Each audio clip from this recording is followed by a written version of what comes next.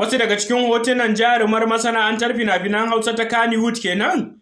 Wato Rashida Adam wacce aka fi sani da mai sa'a, wanda ta gwangwaje a wannan rana tare da santalelan mijin nata kamar yadda kuke gani, inda kuma aka ɗebi shagali tare da haɗa mabambantan tarurruka na wannan shagalin ɗaurin aure da aka yi kamar yadda idan ku yake gane muku.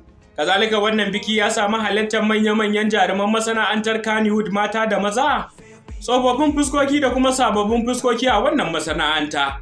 Kamar yadda idan ku yake gane muku kuma an sha biki tare da zubar da ruwan kuɗi a wurin wannan taron biki da aka gudanar.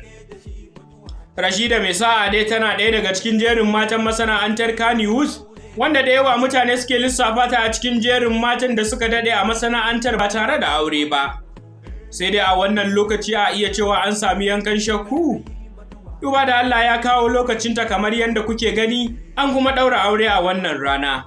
Ko da yaushe za ka iya ziyartar wannan YouTube channel ɗin mai suna Fahad Mai Tata News Update domin ka samu duk wani update na labarin da muka iya kawo muku, har ma wanda ba lalle ka same shi a shafin TikTok ba, saboda TikTok suna cire wani daga cikin labaran da in aka sa idan ya shafi makamai ko wani abu da ya kama da haka. Misali, kamar abin da ya shafi labaran Ukraine da Rasha da ake yaƙi, ni na gwada a kaina. Lokutan da na yi labaran, lallai TikTok sun cire shi kuma sun bani notification kan cewar ya karya guideline ɗinsu da sauran abubuwa da dama da ba sa bari a ɗora.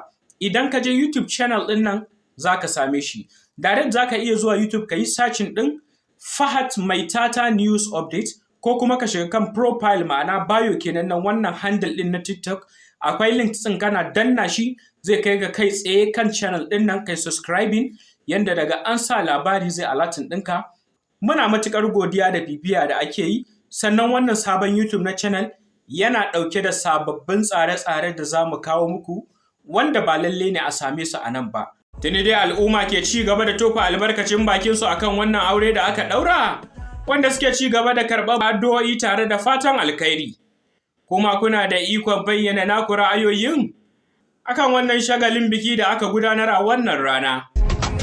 Halitta, Allah ya yi halitta, da jiko da gani kai ka san an bambanta. Sai mu yi haƙuri da an ɗauro aure, ba wasa ba.